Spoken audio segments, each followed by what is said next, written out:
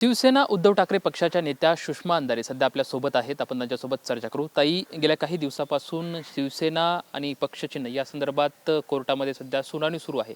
आज सुद्धा युक्तिवाद करत असताना वकील कपिल सिब्बल यांनी एक युक्तिवाद केला की शिवसेनाचं जे धनुष्यबाण चिन्ह आहे, या धनुष्यबाण चिन्हाचा एकनाथ शिंदे यांनी फायदा घेतलेला आहे. आता हे जे चिन्ह आहे ते गोठवण्यात यावं किंवा आम्हाला द्यावं असा युक्तिवाद केला आहे. खरं तर या सगळ्यांची सुनावणी जेव्हा पहिल्यांदा ते गुवाहाटीला सगळे 40 लोक गेले आणि 40 लोक अतिशय बेकायदेशीररित्या आमदार म्हणून किंवा मंत्री म्हणून सरकारी खजिन्यातला निधी वापरत होते, तेव्हाच तो निकाल येणं अपेक्षित होतं. मात्र निवडणूक आयोगाने जो पक्षपातीपणा दाखवला, नार्वेकरांनी ज्या पद्धतीने निकाल दिला, हे सगळं अतिशय म्हणजे कायद्याची मोडतोड करून, कायद्याची सगळी चौकटीच्या बाहेर जाऊन ठरवून एका पक्षाला प्रिव्हिलेज देणं, किंबहुना प्रिव्हिलेज देणं म्हणण्यापेक्षा ठरवून भारतीय जनता पार्टीला कुठलाच पक्ष नको म्हणून केलेली ती मांडणी होती. आणि त्यामुळे तो निकाल प्रलंबित होता. विशेषतः तारीख पे तारीख असं जे सगळं चालत होतं, त्यात अजूनही मला वाटत नाही की बाबरी मस्जिद आणि राम मंदिर या अतिशय बहुप्रतीक्षित निकालानंतर दुसरी कुठलीही केस इतकी ताणली गेली असेल. तो या केसचा निकाल ताणला गेलेला आहे. आणि त्यात आमची वारंवार, कारण या मधल्या काळामध्ये आम्ही मशाल हे नवीन निवडणूक चिन्ह घेतलं. एका नव्या चिन्हासह आम्ही लोकसभा लढली, विधानसभा लढली, जिल्हा परिषद, पंचायत समिती, नगरपालिका या सगळ्या निवडणुका लढल्या. मशाल या चिन्हावर आता आम्ही आमचे 9 खासदार निवडून आणले, ज्यातले 6 पुन्हा त्या वाटेने गेलेले आहेत. 20 आमदार निवडून आणले. काही ठिकाणी आम्ही महापालिकेत महापौर बसवू शकलो. हे सगळं जर एकूण जर बघितलं तर आता मशाल हा ब्रँड झालेला आहे. त्यामुळे जेव्हा निकाल हा आमच्या बाजूने लागेल अशी सगळीकडनं शक्यता निर्माण होते, त्यावेळेला या नव्या निकालामध्ये या चिन्हाचं आणि नावाचा जो वाद आहे त्यात आता आम्ही काय करावं. त्यामुळे आम्ही असं म्हणतोय की आमचं जे आता मशाल चिन्ह आहे ते चिन्ह आता रूढ झालेलं आहे, पण जे जुनं चिन्ह होतं ते चिन्ह आता गोठवा. एक तर तुम्ही आम्हाला द्या, नाही तर ते गोठवून टाका. कारण त्या चिन्हामुळे यांचे निवडून आलेले लोक आहेत. ज्या निवडणुकीमध्ये म्हणजे 2024च्या निवडणुकीला सामोरे जाताना अजूनही ग्रामीण भागातल्या लोकांच्या डोक्यात जे होतं की धनुष्यबाण म्हणजे ठाकरे आणि ठाकरे म्हणजे बाण, बाण म्हणजे मातोश्री, हे जे समीकरण लोकांच्या डोक्यात होतं त्यानुसार लोकांनी हे मतदान केलेलं होतं. त्यामुळे ते समीकरण आता बदललेलं आहे. त्यामुळे आयदर ते चिन्ह इकडे द्या, नाही तर ते चिन्ह गोठवा. ही आमच्या वकील साहेबांकडून केलेली जो युक्तिवादातली मागणी आहे ती अतिशय रास्त आहे. योगेश कदम असं म्हणतायत की चिन्ह गोठवा असं म्हणतायत, याच्या अर्थीच अर्धा पराजय तर त्यांचा त्या ठिकाणी झालेला आहे. तांत्रिक बाजू अगदी आमची भक्कम आहे, मजबूत आहे. मी तुम्हाला म्हणून पहिल्याच प्रश्नाचं उत्तर फार सविस्तर दिलं की चिन्ह गोठवा म्हणण्याच्या मागची भूमिका काय आहे ती. की आमची भूमिका आम्ही सांगितली की आम्ही एका नव्या चिन्हाचं ब्रँडिंग केलं आहे. एका नव्या चिन्हासह आम्ही निवडणुका लढलेल्या आहेत. आता लोकांमध्ये पुन्हा कन्फ्युजन होऊ शकतं आणि म्हणून आम्ही आमच्या युक्तिवादात ही मांडणी केली. याचा अर्थ आम्ही पराजय स्वीकारला वगैरे. आम्ही जर पराजय स्वीकारला असता तर मला वाटतं आम्ही निवडणुकांना सामोरेच गेलो नसतो. एका नव्या चिन्हासह ताकदीने आम्ही निवडणुकांना सामोरे गेलो आणि निवडणुकीतनं आम्ही निकाल दाखवला. म्हणजे जे लोक सांगत होते की उद्धव साहेबांचं स्वतःचं असं काय आहे, जी आहे ती पूर्वजांची पुण्याई, पण उद्धव साहेबांनी नव्याने उभे राहत, म्हणजे सगळं काही आत्ता काहीच हातात नाही आहे अशी परिस्थिती असताना एका नव्या चिन्हासह नव्या शिलेदारांसह ही निवडणूक लढलेली आहे आणि जिंकून दाखवलेली आहे. आम्ही पराजय स्वीकारला असता तर कदाचित आम्ही हातपाय गाळून बसलो असतो. एवढ्या सगळ्या स्वायत्त यंत्रणांचा गैरवापर करत मी असेल, राऊतसाहेब असेल किंवा आमच्याकडचे राजन विचारे जी असतील, वैभव नाईक जी असतील, हे आम्ही सगळे लोक सगळ्या केसेस अंगावर झेलत आहोत. रोज नव्या केसेस अंगावर झेलतोय आम्ही. भास्कर दादांवर जे रोज नव्या ॲलिगेशन्स होत आहेत, रोज नव्या पद्धतीने त्यांना त्रास दिला जातोय किंवा काय पद्धतीने वैभवदादांना पुन्हा पुन्हा ईडीच्या नोटिसा येतात, आम्ही तरीही खचलो नाहीत. काही लोकांनी सत्तेच्या मार्गाने जायचं ठरवलं, आम्ही आताशा तर त्यांना शिव्याशापही नाही, काहीच बोलायचं नाही आहे. कारण सत्तेची वाट स्वीकारणं सोपं असतं, संघर्षाची वाट ही फार कठीण असते. आम्ही या खडतर वाटेचे प्रवासी व्हायचं ठरवलं आहे. आम्ही जर पराजयाने खचलेलो असतो तर केव्हाच त्यांना सरेंडर झालं असतं, जसे अनेक लोक सरेंडर झालेत. मला वाटतं की रामदास कदमांचं सरेंडर होणं हे त्याचसाठीचं होतं. रामदास कदम असतील, यशवंत जाधव असतील, ही सगळीच्या सगळी माणसं ज्यांच्यावरती कुठे ना कुठे जे अडकलेले होते. म्हणजे संजय शिरसाटसारखा माणूस असेल, नवी मुंबईतला MIDC आणि एकूण जमिनीचे वाद आहेत किंवा अनेक गोष्टी आहेत. संजय शिरसाटवर किती आरोप, किती समन्स, किती नोटिसा, आणि या सगळ्यातनं वाचण्यासाठी मग एक सत्तेचा मार्ग ते चोखाळतात. मला वाटतं ही पराजयाची मानसिकता या मंडळींची आहे, ती आमची मानसिकता नाही. आणि ज्योती वाघमारे पण असं म्हणतात की धनुष्यबाण गोठवायला ठाकरे गट चाललेत, आम्ही धनुष्यबाण उलट वाढवतोय. हे श्रीमंतीचे वारसदार आहेत, आम्ही मात्र बाळासाहेब ठाकरेंच्या विचारांचे ऐका प्लीज ऐका. आपण या टिकटॅकचा दर्जा राखूया. चला पुढचा प्रश्न घ्या. दर्जा राखूया आपण. तुम्ही त्यांच्यावरती बोलायचं टाळताय. नाही, मी म्हटलं की आपण मला माझा स्तर मेंटेन करायचा आहे, तो खाली घसरू द्यायचा नाही, बस झालं.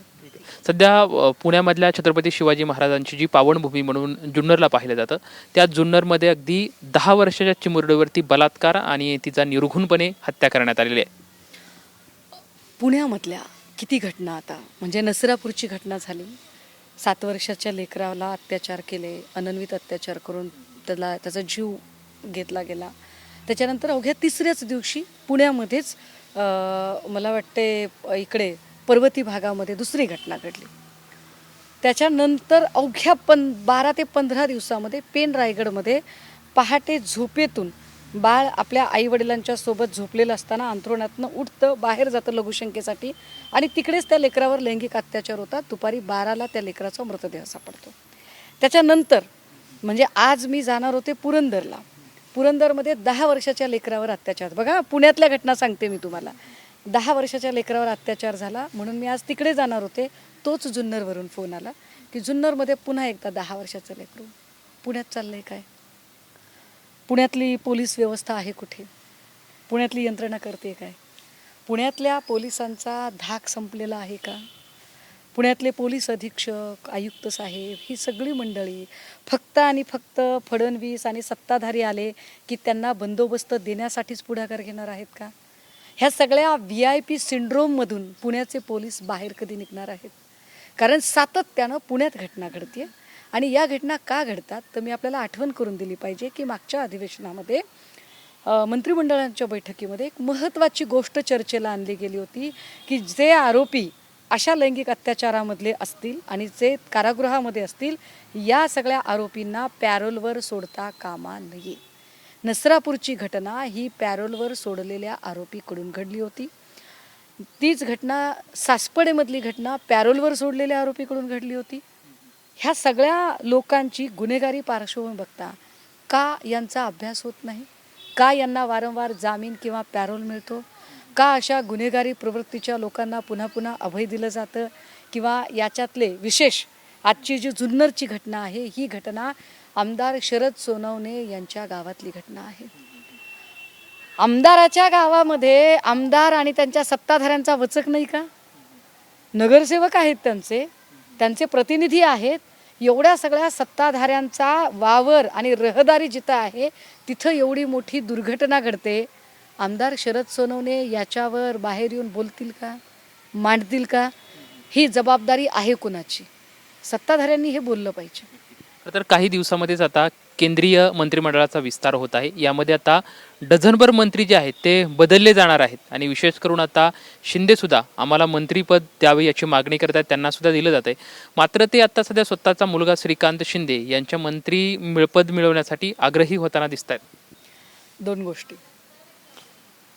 मला वाटते परवाच्या दिवशी भाजपने कूस बदलायचा प्रयत्न केला आणि अनेक फेरबदल केले. त्यातला महत्त्वाचा बदल भाजपचा सोशल मीडिया किंवा जो IT सेल आहे, त्या IT सेलचं सगळं काम बघणाऱ्या अमित मालवीयची उचलबांगडी झाली. हे फार मोठा एक संकेत आहे की अमित मालवीयची उचलबांगडी होणं किंवा स्मृती इराणी आणि मला वाटते माधव यांना पुन्हा इन करणं, हे जर सगळं चित्र बघितलं तर कुणाला चेकमेट देण्याचा प्रयत्न चाललेला आहे. मोदी आणि शहा यांच्यात जसा इथे शिंदे फडणवीसांमध्ये कोल्ड वॉर आहे, तसा तिथे मोदी आणि शहांमध्ये असणारा जो कोल्ड वॉर आहे तो कोल्ड वॉर दिसतोय. अगदी त्याच वेळेला ह्या सगळ्या फेरबदलांमध्ये फडणवीसांची खुर्ची धोक्यात आली आहे का?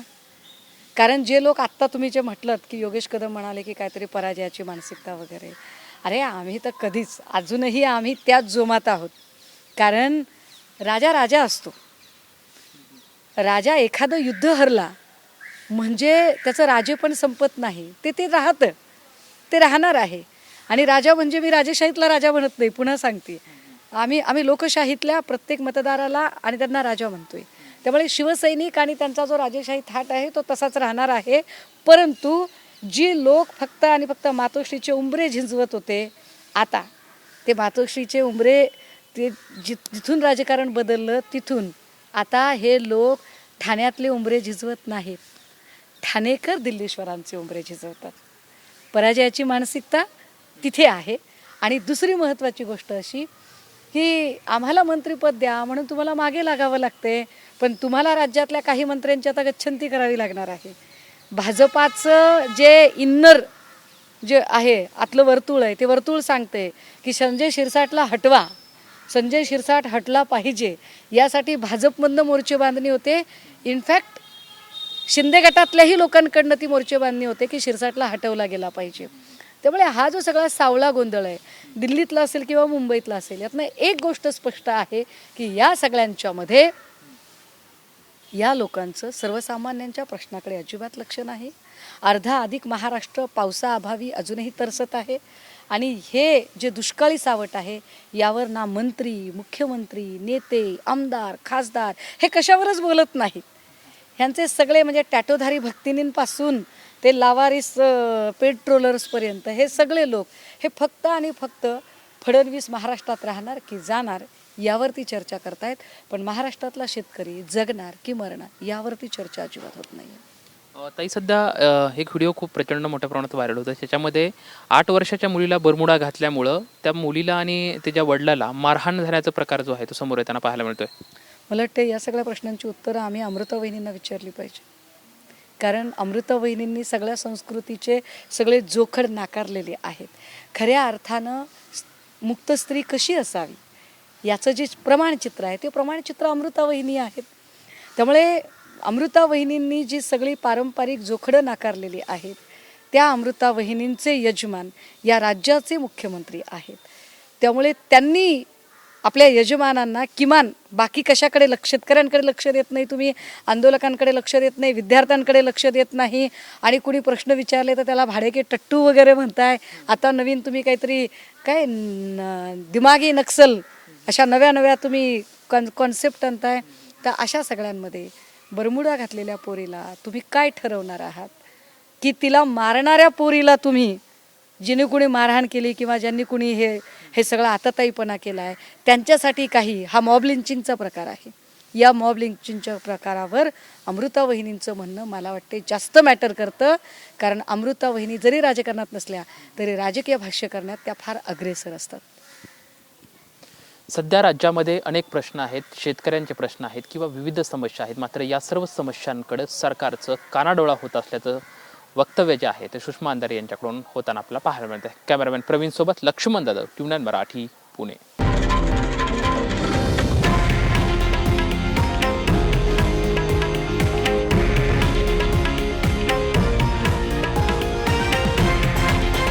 हे आहे देशातील नंबर 1 न्यूज नेटवर्क आणि आपण पाहत आहात TV9 मराठी, एकमेव.